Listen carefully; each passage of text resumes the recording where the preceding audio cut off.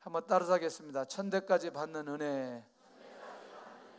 이 제목으로 그냥 1년 가도 될 것 같아요. 예, 얼마나 감사한지. 그렇게 짜증나고 그러진 않죠. 이 제목이 천대까지 은혜 받자는데 짜증내고 그러면 안 되잖아요. 5번째 시간인데 오늘 하고 다음에는 좀 넘어갈까 생각합니다. 그런 면에서 리더가 되는 지름길은 무엇일까 좀 살펴봤더니 공통점이 있어요. 제가 서론에 말하는 것 중에 몇 가지 공통점이 있는데, 말에 대한 책임을 지는 사람 어떠세요? 말에 대한 책임을 지는 사람은 리더가 되었을 때 어때요? 신뢰가 돼요, 안 돼요? 신뢰가 됩니다. 사실 목회자들이요, 굉장히 중요한 게 말에 대한 책임을 지는 거 굉장히 놀라운 거죠. 제가 모임을 이렇게 저렇게 하다 보면은 굉장히 여러 사람들을 많이 만나게 됩니다. 특별히 목회자들을 많이 만나게 되는데, 이런 경우가 종종 있어요. 날짜를 좀 잡는데 그 사람에 의해서 그 사람이 그 날짜가 안 된다고 해서 그 날짜를 되는 날짜를 잡았어요. 근데 그 사람이 되는 날짜를 잡았는데 중요한 건 그 사람이 그날 안 온다는 거예요. 이게 한 번이 아니고 여러 번 반복되니까 제가 그 사람을 신뢰하겠어요, 안 하겠어요? 안 해요.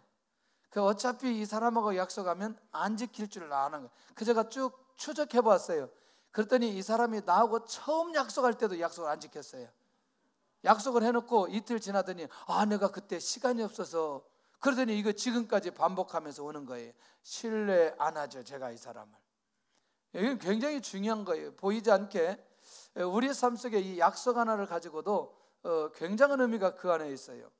두 번째, 주변에 영향을 주는 사람의 특징은 뭐냐면 말한 대로 살아가는 사람이에요.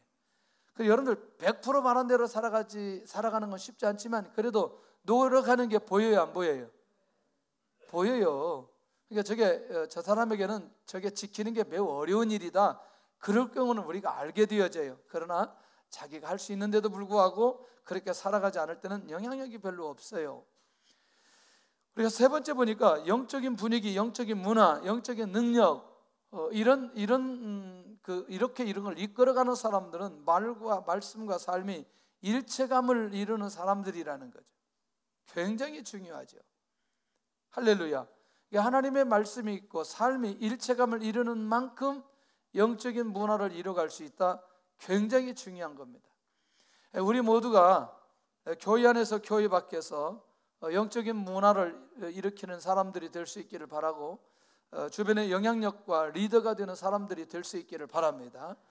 반드시 그렇게 우리를 이끌어갈 때에 이 부분에 깨어 있기를 바랍니다. 할렐루야. 자, 그렇다면 한 가지 구체적으로 오늘 본문을 통해서 우리가 확인해야 될 부분이 뭐냐면, 사실 도둑질하지 말라, 이웃에 대해서 거짓 증거하지 말아라, 그 다음에 내 이웃의 것을 탐내지 말아라, 이것과 도둑질과 좀 비슷해서 중복돼서 도적질하지 말아라, 너무나 원색적이어서 그걸 좀 뛰어넘고 내 이웃에 대해서 거짓 증거하지 말아라, 이 부분에서 오늘 좀 집중적으로 다루고, 또 내 이웃의 집을 탐내지 말아라, 이 두 가지를 오늘 좀 다뤄보려고 합니다. 내 이웃에 대해서 거짓 증거하지 말아라라고 할 때 하나님께서 말씀하신 이웃은 누구이냐는 거죠. 이웃 궁금하죠? 이웃이 누구일까? 이웃, 첫째가 이웃은 창세기 38장 12절에 기록된 대로 그 이웃이라는 이 용어가 어떤 사람들에게 어떻게 기록되어졌는지 그걸 추적해 보면 하나님께서 이웃이라고 하는 대상을 어떤 대상으로 삼았는지 알 수 있다는 거죠. 첫째는 가깝게 지내는 친구랍니다. 그러니까 가깝게 지내는 친구를 누구라고 한다? 이웃이라고 한다. 예, 이웃에 대해서 거짓 증거하지 말아라, 친구에 대해서 거짓 증거하지 말아라. 두 번째는 가깝게 지내는 직장 동료도 누구이다? 이웃이다. 날마다 만나는데 이웃이죠. 아니면 우리가 삶 속에 매일 만나는 사람이 사실은 어쩌면 직장 동료인데 자기 가족 식구들보다 더 많이 만나는데 당연히 이웃이 되어야 되겠죠. 세 번째는 누구냐? 나의 주변에 살고 있는 사람들이 이웃이라는 거죠. 이것은 우리가 계속 그동안 많이 들었기 때문에 이번에서 큰 어려움이 없으리라고 생각하고, 근데 출애굽기 2장에 가서는 굉장히 넓어졌어요. 이웃의 범위가. 같은 민족, 같은 동포. 그러면 다 누구예요? 다 이웃인 거죠. 그러면 내 이웃에 대해서 거짓 증거하지 말아라 라고 말할 때는 사람에 대해서, 내가 알고 있는 모든 사람에 대해서 뭐 하지 말아라? 거짓 증거하지 말아라. 할렐루야. 자, 그러면 이웃에 대해서 이웃이 누구인가를 이해한 것이라면 나머지 이 안에서 쉽게 해결되는 부분이 있다는 거죠. 그러면 조금 더 좁혀볼까요? 식탁을 가까이 할 정도로 가까운 사람들, 이 사람들도 누구다? 이웃이다. 여러분들, 밥 먹었다 하면 관계는 시작된 거 아니에요? 아니, 원수하고 밥은 안 먹잖아요. 그렇죠? 그러니까 밥 먹었다 그러면 끝난 거죠. 그럼 그 정도 가까운 사람을 거짓 증거한다? 상상할 수도 없는 거죠. 상상할 수도 없는 거죠. 이런 이중성은 상상을 초월해서라도 그건 내려놔야 돼요. 타락하지 않으면 거짓 증거를 할 수 없다. 다시 말하면 결국 거짓 증거하는 그 안에 깊은 내면에 보면 영적으로 타락해야만이 거짓 증거할 수 있다. 양심이 화인 맞든 혹은 하나님의 말씀이 내 안에 완전히 무디어졌건, 또 하나님의 뜻대로 살지 않는, 또 내 안에 죄성이 가득하고 죄만 짓고자 하는 의지가 있는 이런 마음일 때만 뭐 할 수 있다? 거짓 증거할 수 있다. 할렐루야. 그러면 이웃에 대한 거짓 증거는 어떤 내용이냐는 거죠. 이웃이 친구로, 동료, 가깝게 사는 사람들, 이런 사람들이 만약에 우리의 이웃이라고 한다면, 우리 민족과 동포가 이웃이라고 한다면 그 이웃에 대한 거짓 증거는 도대체 뭐냐는 거죠. 어떤 것이 거짓 증거냐? 법정과 같은 공적인 자리에서 거짓 증언하는 거죠.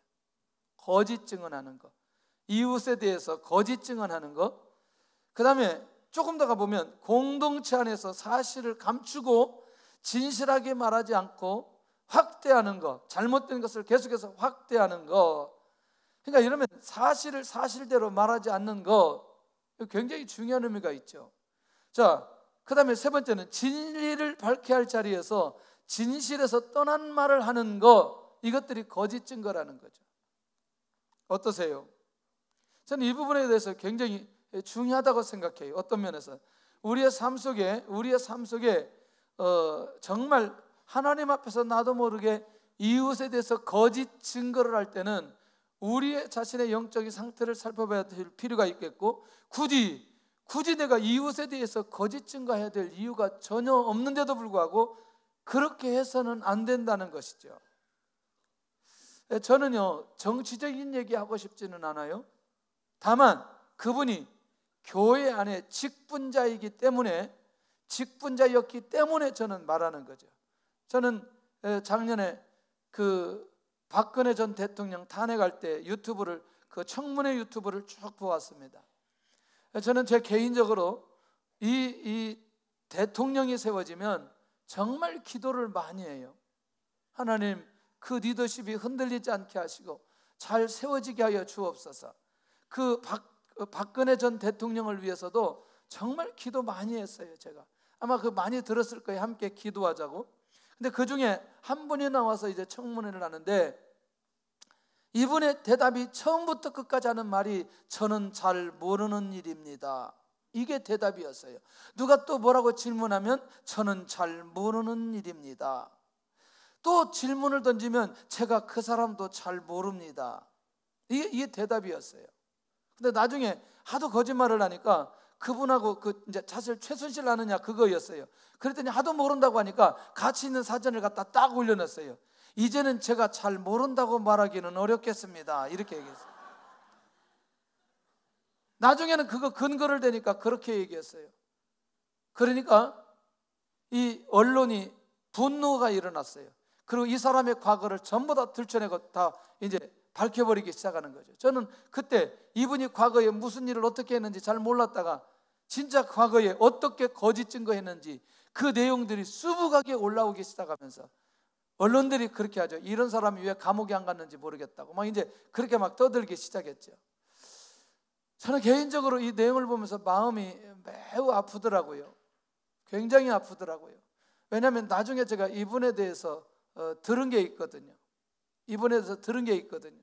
어떤 분이 이분에 대해서 교회 안에서 어떤 직분을 가지고 있었다는 얘기를 듣고 더 마음이 아팠습니다. 사실은 여러분들 지금 교회 안이나 교회 밖에서 결국에는 이 거짓 증거는 시간이 지나고 나서는 반드시 밝혀지는데, 자기도 모르게 어떤 목적을 가지고 진실에서 떠난 말을 하는 이것은 결국 천대까지 받는 은혜에서 제외될 뿐만 아니라 오늘 그 어떤 상황 속에서도 진실을 말할 수 있는 마음이 그 안에 있다고 한다면 이 사람에게는 천대까지 받는 은혜가 그대로 흘러갈 수 있는 통로 안에 있다는 겁니다. 할렐루야. 이건 굉장히 중요한 거죠. 그러면 거짓 증거하는 사람은 뭐냐면 어떤 사람이냐? 거룩한 하나님의 성품을 거스리는 사람이라는 거예요. 자, 여러분들 창세기 1장 26절 28절에 가서 보면 사람을 하나님의 형상대로 하나님께서 지어주셨다고 말하고 있습니다. 그런데 여기에는 반드시 하나님의 성품이 나타나야 되는데, 하나님의 성품은 이웃에 대해서 거짓 증거하는 성품이다, 거짓 증거 안 하는 성품이다. 거짓 증거 안 하는 성품인데 거짓 증거함으로 하나님의 성품을 거스리게 된다는 거죠. 그러니 천대까지 그 사람이 은혜 받는다는 건 있을 수 없다는 거죠.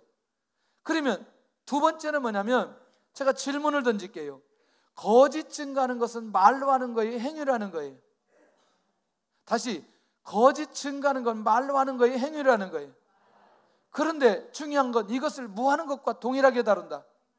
악행하는 것과 동일하게 다룰 수 있어요. 그만큼 무서운 거라는 거죠. 거짓 증거하는 거라는 거. 할렐루야. 그런 면에서 이 부분에 대해서 우리가 절대로 놓치지 않아야 될 부분이고, 세 번째는요, 거짓 증거는 왜 거짓 증거하게 되어 있느냐? 마귀에게 사로잡히면 거짓 증거하게 되어져 있다는 거죠. 누구에게 사로잡히면? 마귀에게.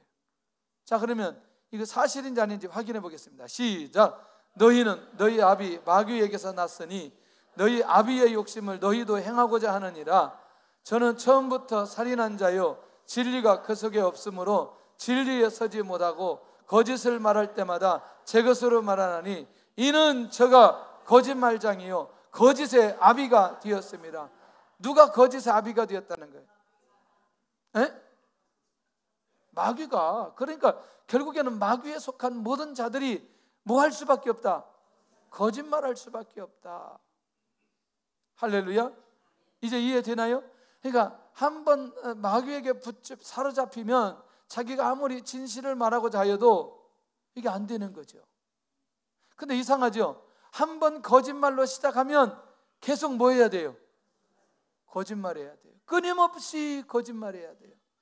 주로 누가 이게 전문가예요? 그렇지, 사기꾼. 아이고, 너무나 크게 얘기했어요. 사기꾼. 누가 이렇게? 사기꾼들. 시작부터 거짓말, 마지막도 거짓말. 근데 중요한 건 꼭 믿게 말한다는 거. 그리고 나중에는 얼마나 세뇌가 됐는지 진짜 그 사람 말이 사실처럼 느껴져요. 제 말 제발 사실이라고만 말해달라. 지금까지 100번 속았어도 마지막 제발 사실이라고만 말해달라. 그리고 다음에 또 돈 구워줘. 할렐루야. 그런 경험이 전혀 없는 사람들처럼 나를 쳐다보는데, 그래요 안 그래요? 100번 거짓말하고 당했는데 또 100번째 어렵다고 하니까 또 돈 구워줘. 할렐루야. 자, 그러면 하나님의 은혜로 구원받은 사람은 이웃을 치기 위해서, 이웃을 무너뜨리기 위해서, 이웃을 공경에 빠뜨리기 위해서 거짓 증언을 피해야 한다. 할렐루야. 왜? 우리가 하나님의 은혜로 구원받은 사람, 천대까지 은혜 받는 사람이 이 일에 사명감을 가지고 가서는 안 된다는 거죠. 거짓 증언에 대해서 사명감을 가지고 가서는 안 된다는 거죠. 자, 두 번째는 이기적인 목적을 위해서 거짓 증언을 피해야 된다는 거죠. 내가 거짓 증언함으로 나에게 뭔가 무엇이 있기 때문에, 소득이 있기 때문에, 뭔가 이익이 있기 때문에, 내가 먼저 무언가 얻을 수 있는 그것 때문에 사람을 힘들게 만들고 거짓 증언해서 그 사람을 어렵게 만들어서는 안 된다는 거죠. 할렐루야. 과거에 얼마나 정치적으로 아무도 죄도 없는 사람을 그렇게 거짓 증언하게 만들고 그런 사람들을 묶어서 그렇게 만들어버린 이 상황들, 정말 기회 된다면 여러분들 1987년 영화를 꼭 한번 보시기를 바랍니다. 주변에 하도 영화를 보라 그래서 영화를 어디서 봤냐? 집에서 봤어요. 와, 그거 보면서 그럴 수 있겠다고 생각했지만 실제로 그 영화를 보면서 그런 상황을 직접 보면서 정말 깜짝 놀란 거죠. 왜냐하면 바로 이런 것들이에요. 거짓 증언들을 통해서 결국 어떤 사람들을 어렵게 만들기 위해서 공작하는 내용이었어요. 그게 우리나라 안에서 이루어졌다니까요. 그런 것들을 보면서 참 이렇게 아프게 힘들게 어렵게 살아갔던 사람들이 떠오르기 시작했어요. 여러분들, 거짓 증언 하나 하는 것으로 끝나는 게 아니라 그 거짓 증언에서 피해를 당한 사람은 평생토록 그렇게 어려움을 당하고 살아가야 될 그런 사람이 있다는 것이죠. 저는 제가 아는 목사님이 기도를 정말 제일 많이 해요. 정말 너무나 기도를 많이 해요. 제가 알고 있는 목사님 중에 제일 기도를 많이 해요. 그런데 대화할 때는 문제가 없는데 기도할 때는 무슨 말을 하는지 알 수가 없어요. 아니, 목사님, 기도할 때는 똑바로 좀 기도하세요.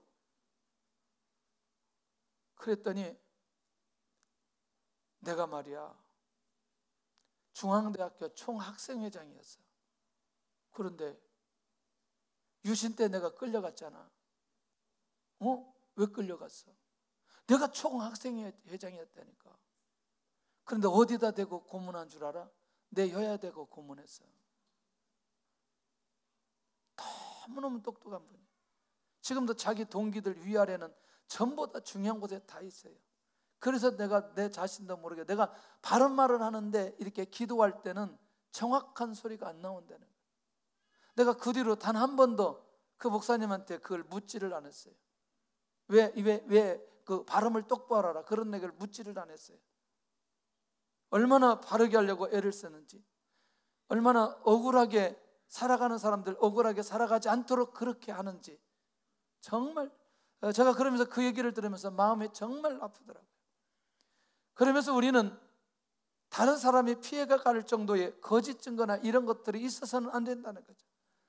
하나님의 은혜로 구원받은 사람은 이웃에 대해서 절대로 뭐 하지 않는다? 거짓 증언하지 않는다. 할렐루야.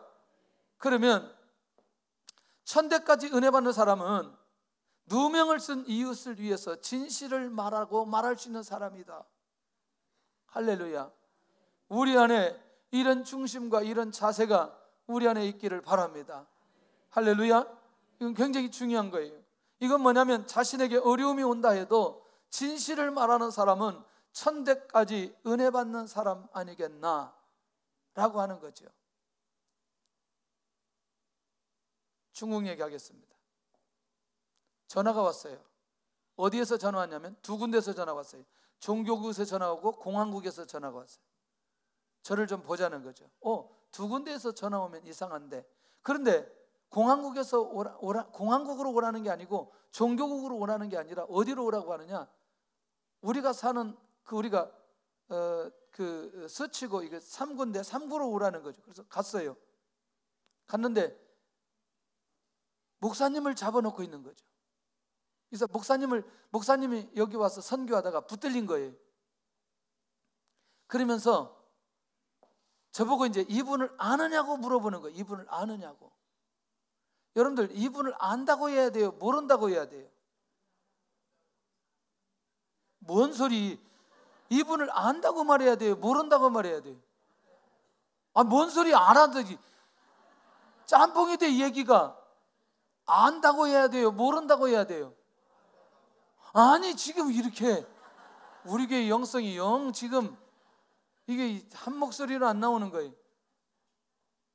자, 그러면 내가 이분을 확인을 해야 되잖아요. 이분이 알고 있는 목사님들 이름을 쭉 대라고 했어요. 아무리 돼도 내가 아는 이름이 안 나와. 계속 얘기하세요, 목사님. 그래 막 자기 동기, 우아래 뭐 어디 노예 뭐 다 얘기했는데 제가 아는 목사님 이름 한 분이 나오는 거예요. 왕십리교회 목사님 이름이 딱 나오는 거예요. 그 제가 아는 분이에요. 그분하고 어떻게 되냐? 그래 동기래요. 이 사람 우리가 같은 교단이고 이 사람 문제가 없는 사람이다. 그랬더니 알았대요. 그래가지고 그분 보내줬어요. 제가 아는 사람이라고 해가지고 보내줬어요.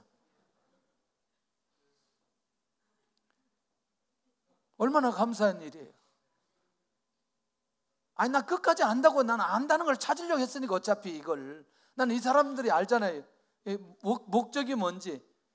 이런 상황을 여러분들 현실적으로 당해보면 어떤 상황인지 여러분들 알 수 있어요. 더 많은 얘기도 있는데 일단 그렇다 해서 내가 너무나 의롭다 그런 얘기는 아니에요. 그러니까 진실을 말해야 될 때서는 반드시 뭐 해야 된다? 진실을 말해야 된다. 또 공안원이 저한테 이렇게 물어봤어요. 이기동 목사 그러더니 왜? 삼자교의 구원이 있냐 없냐 나한테 이렇게 물어봐요. 아니 공안국 경찰이 내 앞에서 삼자 구원 있냐 없냐, 지하교의 구원 있냐 없냐 나한테 물어봐요. 그래서 삼자교의 구원이 있다 그랬어요. 왜냐하면 그 예수님 믿는 사람들이 있기 때문에 삼자교의 구원이 있다. 알았대. 더 이상 이런 질문 나한테 안 해요. 쉽지 않습니다 여러분들. 죄송하지만 계속 얘기하니까 나 자랑 같아가지고 그만 넘어가겠습니다. 그런 게 아닌데 바른 말과 용기 있는 행동을 해야 된다. 천대까지 은혜 받는 사람들은 말에 대해서 옳고 그름에 대한 기준점이 분명하게 있어야 되고 반드시 거기에는 바른 말 할 수 있는 그 리더십이 그 안에 있어야 된다는 거죠. 왜? 이미 하나님의 백성으로 하나님의 구원받은 자로 하나님께서 친히 인도해 주시는데 누구만 의식하면 된다? 하나님만 의식하면 된다는 거죠. 나는 이웃에 대해서 거짓 증거를 하지 않는가? 아니면 나는 이웃에 대해서 거짓 증거하느냐? 이 부분에 대해서도 우리가 철저하게 놓치지 않아야 된다는 거죠. 할렐루야. 만나기만 하면 사람에 관한 얘기, 거짓 증거하려고 하는 얘기, 험담하는 얘기들, 이걸 다 묶어서 버려버려야 된다는 거죠. 둘째는 내 이웃의 집을 탐내지 않는 사람이 천대까지 은혜 받는 사람이다. 내 이웃의 집, 이건 선민의 정체성이 없는 사람이 내 이웃의 집을 탐낸다. 선민은 무슨 축복을 주셨어요? 지금 광야지만 어디 갈 수 있는? 가나안에 갈 수 있는. 여러분들 가나안은 어떤 축복이에요? 짓지 아니한 집, 오케이? 파지 아니한 우물, 심지 아니한 나무. 이걸 그냥 주시겠대요. 굳이 내 이웃의 집을 탐낼 이유가 있어요 없어요? 없는 거죠. 그런데 내가 선민의 정체성만 있으면 절대로 탐내지 않는다는 거예요. 할렐루야. 그러면 두 번째는 뭐냐면 하나님의 주권을 믿지 못하는 사람이 탐내게 되는데, 모든 것이 하나님의 것임을 믿는 사람은 탐내야 될 이유가 없는 거죠. 다 누구의 것인데? 하나님의 것인데. 한번 내가 성가대한테 질문을 던져볼게요. 나한테 돈이 1억이 있다. 아니 그게 아니고 제가 1억을 주었어요. 1억을 줬는데 이 1억 돈 쓰는데 얼마나 걸릴까요? 사람 따라 다르겠지. 1억짜리 보석 하나 사면 끝나버리겠지 이렇게 얘기했는데, 그냥 요즘 우리가 시장 가서 사는 걸로, 시장 가서 사는 거 막 그렇게 그 보석이나 이런 거 말고, 갑자기 집 산 거 이런 거 말고 그냥 보편적으로 우리가 시장을 가서 사는 거야. 이제 1억을 가지고 사는데 얼마나 걸릴 것 같아요? 1년? 돈 쓰다 죽는 수 있어요. 1억 쓰다가. 그러니까 다시 말하면 내가 어떤 것이 있어도 다 활용한다, 활용하지 못한다? 활용하지 못한다. 돈이 있어도 다 쓴다, 못 쓴다? 그러니까 우리가 활용하는 건 지극히 제한적이라는 거죠. 그러니까 가장 행복한 사람은 뭐예요? 내가 쓸 수 있을 때 쓸 것이 있는 것하고 내가 돈을 쓸 때 있는 만큼 돈이 있는 게 가장 행복한 사람인 거지. 쓰지도 못하면서 그렇게 쌓여놓는 건 그것 때문에 죽는 수 있어요. 도둑놈 올까 봐 불안해가지고 견디지 못해서 병들어서 죽는 수 있어요. 없는 게 훨씬 나아요. 문 열어놓고 사는 게. 맞아요? 네, 그러니까 제주도 사람들이 행복하더라고요. 문 다 열어놓고 살아요. 다 가져가라 말이지. 가져갈 것도 없어 그냥. 여러분들 모든 것이 하나님의 것임을 믿는 사람은 탐내야 될 이유가 하나도 없다는 거예요. 이거 굉장히 중요한 겁니다. 세 번째는 뭐냐면 하나님이 주신 축복에 만족하지 못하는 사람, 이미 주신 것에 대한 만족감이 없는 사람이 결국에는 내 이웃의 집을 탐내게 되어진다는 거죠. 하나님이 주신 축복에 만족하지 못하는 사람, 그러면 뭐 하게 된다? 탐내게 된다. 할렐루야. 할렐루야. 자기 아내를 만족하지요? 뭔 소리 이게 지금? 자기 남편을 만족하지요? 아니 눈치챘어 지금. 다시 거꾸로. 자기 남편 만족하지요? 자기 아내 만족하지요?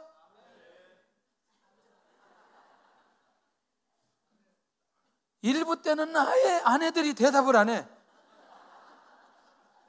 자기 남편 만족하지요? 아니 내 앞에 정면에다 대고 막 고개를 흔들어. 근데 그분이 혼자 왔어 오늘. 그러더니 자기 남편 만족을 막 몇 번을 그래. 근데 이분이 매우 젊은 분이야. 근데 너무나 솔직해서 자기도 그렇게 막 하면서 웃어. 막 계속 막 웃어. 이야 신기해 신기해.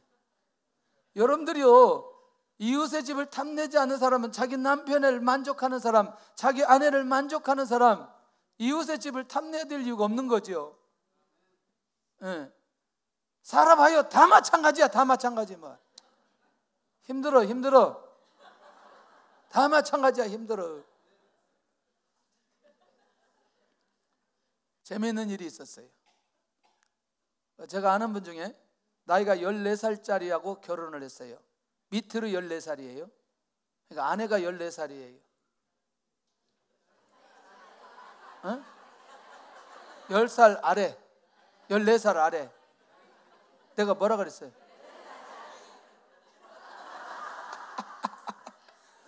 14살 아래. 그래서 결혼을 했어요. 아이를 하나 낳았는데 와, 너무나 스트레스가 돼가지고 자기 주변에 또 하나 결혼하는 사람한테 뭐라고 권면하냐면 이게 세대 차이가 안 맞아가지고 도대체 못 살겠다.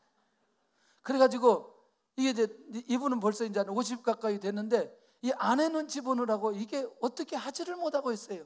그래서 이제 그 사람을 이제 또 이 사람도 또 결혼을 해야 되는데 비슷하게 해라. 너무나 많이 차이 나면 살기가 매우 어렵다. 대부분 남자들이 나이 차이 많이 나면 좋을 것 같지만 여러분들 날마다 TV 입을 때 싸운다는 건 알아야 돼요. 조금 더 세월이 지나면 가요무대하고 칠골판공하고 계속해서 싸우게 되는 거예요. 이게 집안에서 얼마나 복잡한지 아세요? 근데 이미 오래 사는 분들은 그냥 사세요. 여기 지금 12년 차이, 아니 12년이 아니고 오래 차이 나는 분들 그냥 사세요. 그냥 이제 어떻게 할 수가 없어요. 주께서 주신 은혜니까.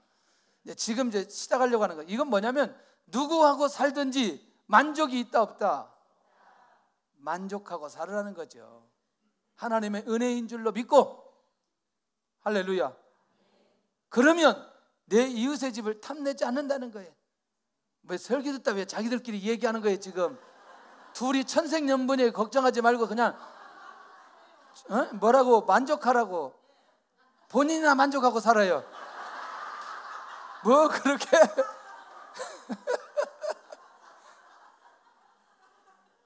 아니 설교 듣다가 자기 부인한테 만족하고 살아가라고 이렇게 신기한 집안이에요. 하여튼 뭐 거의 영화에 나올 법한 집안이야 이 집안이. 저 집 스토리 얘기 좀 해야 되는데 시간이 없어요. 시간. 그런 면에서 결국 탐내지 않는 비결은 이건 누가 주신 것이다? 하나님께서 주신 것이라는 그 마음이 우리 안에 있을 때 만족감이 있는 거죠. 맞아요?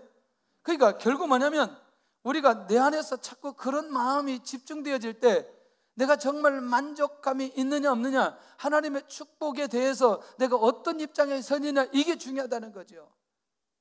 네 번째는요, 하나님의 말씀에 순종하지 못한 사람이 탐내게 되어진다는 거예요. 하나님의 말씀은 이미 그 사람의 분량만큼, 믿음만큼, 그 사람이 필요한 만큼 하나님께서 다 주시는 거 아니겠어요? 예. 그 하나님의 말씀이 들리면 절대로 탐내지 않게 되어져 있다니까요. 이건 굉장히 중요한 거예요. 이게 뭐하고 연결돼요? 도둑질하고 연결돼요. 이것이 지나치면, 이것이 행동으로 옮기면 뭐가 돼요? 도둑질이 되는 거죠. 마음으로 끝나는 것과 완전히 행위로 가는 것과는 이게 굉장히 차원이 있지만 이건 우리 안에서 반드시 버려야 될 내용 아니겠냐는 거죠. 지난번에 세미나 갔는데 교회가 딱 열려 있어요. 기둥이 하나도 없고 음향 영상이 그냥 쫙 나도 이 교회 나오고 싶다. 그냥 이게 이 본당 분위기가 너무너무 좋은 거예요. 우리 교회 와봤더니 기둥이 왜 이렇게 많아? 하나, 둘, 셋, 넷, 5개에다가 이게 6, 7개다. 대한민국의 본당에 기둥이 7개 있는 교회는 거의 없을 거예요. 다시 와가지고 그냥 이렇게 살다 죽겠습니다. 주신 것에 대해서 만족해야지. 그것만 묵상하다가는 결국 어떻게 돼요? 또 빼앗기게 되는. 이것은 하나님께서 우리에게 주신 은혜다 라는 생각이 드는 거죠. 할렐루야.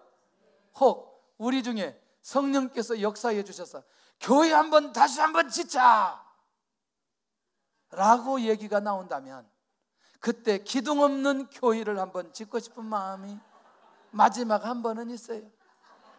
성도들이 다 원한다면, 성도들이 다 원한다면 아까 아멘 해야 돼. 아까 아멘. 나 실족했어요 지금. 아까 아멘 해야지. 아까 아멘. 주신 것에 대해서 만족할 수 있는 사람은, 하나님의 말씀이 들려진 사람은 그게 가능하다는 겁니다. 그렇다면 탐심 때문에 망해버린 사람은 누구냐는 거죠. 여러분들, 이스라엘 민족이 여리고 정복 때 그 아간이라는 사람에 대해서 우리는 너무나 잘 알고 있습니다. 아름다운 외투 한 벌, 은 200세겔, 금덩이 하나 자기 장막에 숨겨놓습니다. 그 다음 아이성 싸움 전쟁할 때 실패하게 되죠. 하나님 앞에 엎드렸던 여호사의 기도에 하나님 응답해 주십니다. 너희 안에 탐심이 있어서 도둑질한 사람이 있다. 누구 찾아내느냐? 제비 뽑아 아간을 찾아내서 그 아간을 아골골짜기에다 돌을 던져 죽여놓고 그 다음에 아이성 전쟁 들어갔을 때 그 다음에 승리하게 되어지는, 세상에 이스라엘 민족 전체에게 가나안 땅을 밟는 곳마다 주신다고 약속하셨던 하나님이 이 탐심 때문에 결국 이 이스라엘 민족 전체가 싸워야 될 아이성 전쟁을 심패로 만들었다는 거예요. 그러니까 이런 탐심은 미래에 받을 응답을 오늘 차단해버리는, 천대까지 받는 은혜를 막아버리는 그 역할을 하는 게 뭐냐? 탐심이라는 거예요. 할렐루야. 굉장히 중요한 거예요. 자, 어떤 교회가 자신의 것으로 다른 걸 섬겼냐? 이게 이제 초대교회인데, 초대교회 같은 경우에는 뭐냐면 이 사람들은 자신의 재산과 소유를 팔아 오히려 각 사람의 필요에 따라 나눠줘 버렸어요. 놀랍지 않아요? 예, 어려운 사람이 없어요. 왜? 팔아서 같이 나눠 쓰기 때문에. 굉장히 놀라운 거죠. 이것은 이 교회에서는 탐심을 볼 수 있다 없다? 없다. 복음의 역사가 일어나는 교회는 탐심을 초월해서 그것을, 있는 것을 함께 나누는 그런 교회로 인도받을 수 있다는 것이죠. 이번에 누비전 교회 그 전도팀하고 제주도 갔다가 마지막 날 제주 세관함교회 들렸다 왔어요. 참 우리 교회가 이렇게 섬기는 그것으로 교회가 세워지는 것을 보니까 얼마나 감사한 일인지, 그것도 그것을 비용을 절약하기 위해서 얼마나 애를 쓰는지. 그래서 우리가 마지막 거기서 기도하고 또 간 분들이 우리가 이제 옆에서 그런 거죠. 야, 그래도 헌금이라도 하고 가자. 그래서 버스에서 그냥 헌금을 딱 했어요. 버스에서 딱 헌금을 했는데 83만 원이 나오더라고요.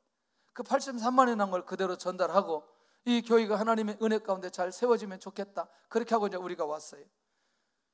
참 교회만 보아도, 그렇게 세워지는 교회만 봐도 얼마나 감사한 일인지. 여러분들, 탐심보다 더 초월된 신앙생활 나눌 수 있는 그런 모습으로 살아가야 될 필요 있지 않겠냐는 거죠.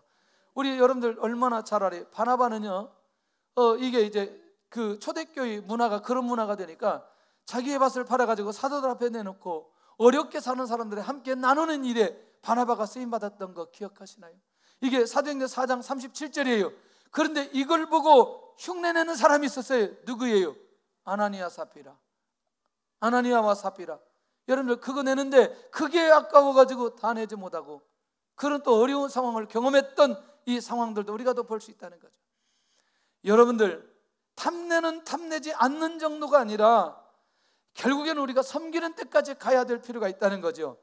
그렇다면 내 이웃의 집을 탐내지 않을 뿐만 아니라 내 이웃의 사람까지도 탐내지 않아야 된다는 거죠. 그 내 이웃의 아내나 그의 남종이나 여종을 탐내는 사람은 다른 사람의 가정이나 사람을 보호하는 사람이다. 탐내지 않는 사람은 보호하는 사람이다. 아니 저쪽 집의 아내가 괜찮다고 해서 그 아내를 뽑아오면 그쪽 집은 어떻게 되냐는 거예요. 그쪽 집은 무너지는 거지. 맞아요? 그러니까 집, 눈에 보이는 집뿐만 아니라 그 안에 있는 누구까지도, 사람까지도 탐내지 말으라고 말씀하고 있다는 거죠. 여러분 간음하지 않는 사람은 어떤 사람이냐 보니까 내 이웃 아내를 탐내지 않는 사람인데 그 가정을 지키는 사람이에요. 그러니까 간음의 현장에 갔다라고 하는 건 이미 그 남의 집에 있는 아내를 도둑질해 온 거예요. 남의 집에 있는 그 남편을 도둑질해 온 거예요. 미투? 여러분들 이건 굉장히 중요한 거예요. 그러니까 오늘 이 부분에 대해서 왜 하나님께서 그때 당시 모든 가정들을 통해서 하나님의 축복의 역사가 일어나도록 은혜를 내려주셨다는 거죠. 그러니까 한 가지만 통하면 나머지 것들이 다 연결되어 갈 수 있다는 거예요. 지난번에 어떤 분 이게 상담을 하는데 혼자예요.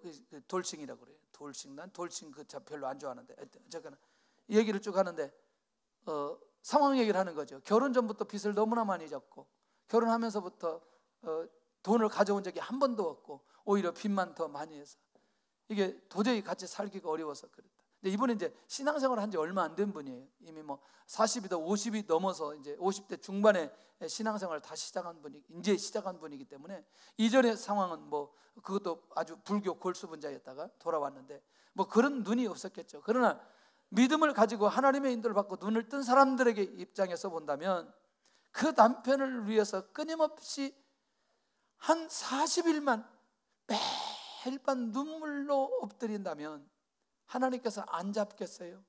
변화 안 시켜주시겠어요? 나는 변화시켜 주실 것이라는 확신이 있어요. 그 영혼 때문에 애통함을 가지고 하나님 앞에 엎드린다면 하나님께서 회복시켜 주시지 않겠나? 심지어 어떤 사람은 10년까지 가게 만드는데 그러면서 그 남편이 하나님 앞에 돌아오도록 하게 하는데 결국 이건 뭐냐면 하나님 앞에서 내가 영적으로 어떻게 깨어있느냐는 건 이 가정을 내가 어떻게 세우느냐 이것까지 가게 되는데 결국에는 여러분들 이것들을 만족하지 못하고 여기저기 기웃거린다는 거지. 이래서는 안 된다는 거죠. 그래서 앞만 보자. 할렐루야. 앞만 보자. 옆집 기웃거리지 말자. 그리고 옆집 기웃거리려면 전도하기 위해서만 기웃거리자. 할렐루야. 할렐루야. 할렐루야. 자신에게 주신 가정을 소중하게 생각하는 사람, 결국 간음하지 않는 사람이고 이웃의 사람을 탐내지 않는 사람이 된다는 거죠. 여러분 지난 금요일 날 우리가 그 신현욱 소장님 와가지고 그 택한 자들도 미혹하는 것, 이웃의 사람을 탐내는 것, 이것들이 실제로 어디 안에까지 들어왔어요? 교회 안에까지 들어왔어요. 그리고 교회 안의 공동체, 하나님의 나라, 하나님의 가정들을 결국에는 파괴하려고 하는 이런 사람들을 탓해서 여기에 데려갈 수 있는 알곡들이 있는지 없는지 찾아보는 사람들이 있다는 거죠. 굉장히 충격적인 거죠. 이것도 우리가 눈을 열어서 깨어있어 봐야 된다는 거죠. 저에게 여러 제보가 있는 거 아셔야 돼요. 굉장히 그 제보 중에요, 우리 중직자도 제보 내용 중에 있다는 거 아셔야 돼요. 굉장히 충격적이에요. 제가 기다리고 기도하면서 변화될 줄로 알고 이제 기도하고 있는 거죠. 이제 그런 면에서요, 우리가 이 부분을 볼 수 있는 눈이 있어야 되는데, 오늘 그 새로 오신 분들, 그래서 아까 이제 그런 얘기도 했던 부분들이 정말 건강하게 영적으로 잘 세워져야 되는데, 저쪽에서 나를 볼 때 알고 기도해서는 안 돼요. 영 해결이 안 된다. 워낙 기도 생활 많이 하고 또 하나님의 말씀에 순종하고 목사님의 말씀에 너무너무 순종해서 알곡이 아니다, 이렇게 결론이 나야 돼. 할렐루야. 이건 굉장히 중요한 거예요. 대상이 딱 정해져 있기 때문에, 어떤 사람이 대상인지 알고 있기 때문에. 그래서 여러분들 깨어 있어야 돼요. 공식적으로 교구 나인이나 기관 나인이나 이런 공식적인 나인 아닌데 연락이 오거나 무슨 어디 초청장을 주거나 또 뭐 이런저런 모임에 가자고 하거나 이럴 때는 생각해 봐야 돼요. 일단은 바로 제보해 주시기를 바랍니다. 할렐루야. 제보해 주시기를 바랍니다. 제가요, 생각보다 그렇게 이런 부분에는 단순하지 않다는 걸 알아야 돼요. 왜냐하면 탕명환 소장님이 저희 모교의 그 장로님 아들이에요. 그 동생이 탁성환 목사님이고, 그 동생이 또 탁적인데 여기 계시는데 잘 알아요. 왜냐하면 어렸을 때부터 이런 얘기들을 많이 들었기 때문에 굉장히 익숙하죠. 그런데 그동안 이렇게 계속해서 지켜보는 거죠. 전혀 모르는 게 아니고 이미 하나님께서 이렇게 저렇게 갈 때에 그 유형들을 다 알죠. 그렇지만 우리 교회 오면 모두 다 예수님의 이름으로 변할 줄로 믿고, 할렐루야, 언젠가 인격적으로 주님을 만나는 순간에, 주님 앞에 돌아오는 순간에 회개하고 돌아올 날이 있을 것이라고 믿고 기다리면서 기도하고 있다는 것이죠. 할렐루야. 그래서 잘못된 목적을 가지고 왔다 할지라도 오늘 이 하나님의 약속의 말씀을 믿고 오늘 내가 천대까지 은혜 받는 자리로 회복되어야 될 필요가 있다는 것이죠. 굉장히 중요하잖아요. 그런 면에서 오늘 우리가 하나님의 교회를 세우고 하나님의 가정을 세우는 일에 우리도 집중해야 된다는 거죠. 자신의 노력 없이 교회 와서 노력하는 이단의 행위가 이 시대에 일어나서는 안 된다는 거죠. 이것 자체도 윤리적으로 안 된다는 거죠. 할렐루야. 그러면 어떻게 할 때 이렇게 되느냐? 선한 마음을 유지할 때 탐내지 않는다는 거죠. 하나님의 은혜로 살고 있음을 고백하고 누리는 사람, 타인의 가정이나 소유를 부러워하지 않는 사람, 이 사람은 항상 탐내지 않고 살아간다. 할렐루야. 집에 가서 이제는 그렇게 하세요. 자기 남편을 바라보면서 나하고 살아줘서 정말 감사하다. 자기 아내를 바라보면서 나하고 살아줘서 정말 감사하다. 대상이 없는 사람은 하나님 앞에 감사해요. 혼자 살게 해주셔서 너무너무 감사합니다. 할렐루야. 왜? 그 사람은 하나님의 은혜가 훨씬 더 많을 거예요. 하나님의 위로가 훨씬 더 많을 거예요. 그렇기 때문에 그런 고백, 그런 삶이 우리 안에 있어야 되겠다. 자, 나는 다른 사람의 가정을 세우고 있는가? 나는 다른 사람의 가정을 무너지게 하고 있는가? 이 부분에 영적으로 깨어 있기를 바랍니다. 자, 결론입니다. 내 이웃의 집이나 사람을 탐내지 않으려면 어떻게 해야 되느냐? 첫째는 자신에게 주신 것에 대한 감사가 넘쳐야 한다는 겁니다. 할렐루야. 두 번째는 자신에게 주실 것에 대한 감사와 소망이 충만해야 된다는 거죠. 그러니까 주신 것에 대한 감사, 주실 것에 대한 감사가 넘쳐야 된다는 거죠. 감사할 수 있기를 바랍니다. 그 다음에 세 번째는 자신에게 주신 것을 누릴 줄 알아야 돼요. 누릴 줄 알아야 돼요. 에? 집에 있는 옷 중에 몇 벌이나 입어요? 에? 대답하기, 에? 2벌. 2벌. 근데요, 오래간만에 여행하는 사람들, 제가 여러 번 경험했는데 오래간만에 여행하는 사람들은 이삿짐을 들고 가요. 아니 무거워 죽겠어. 그 옆에서 들은, 그것도 남자가 들고 가는 게 아니라 여자가 이삿짐을 들고 가. 그러니까 여행을 많이 다닌 사람은 가방이 가벼워. 그냥 와, 할렐루야. 알아서 들으시길 바랍니다. 네 번째, 자신에게 주신 사명을 발견한 사람이 그렇게 누릴 수 있다. 현재 자신에게 주신 것이 이전에 주셨던 은혜와 응답과 하나님의 축복과 은혜의 결과물임을 믿고 감사해야 되겠다는 거예요. 오늘도 우리 모든 성도들에게 천대까지 주신 은혜 절대 제외되지 않았으면 좋겠고요, 은혜로 이 천대까지 은혜가 계속 흘러 넘치는 우리 성도들이 되시기를 예수님의 이름으로 축원합니다.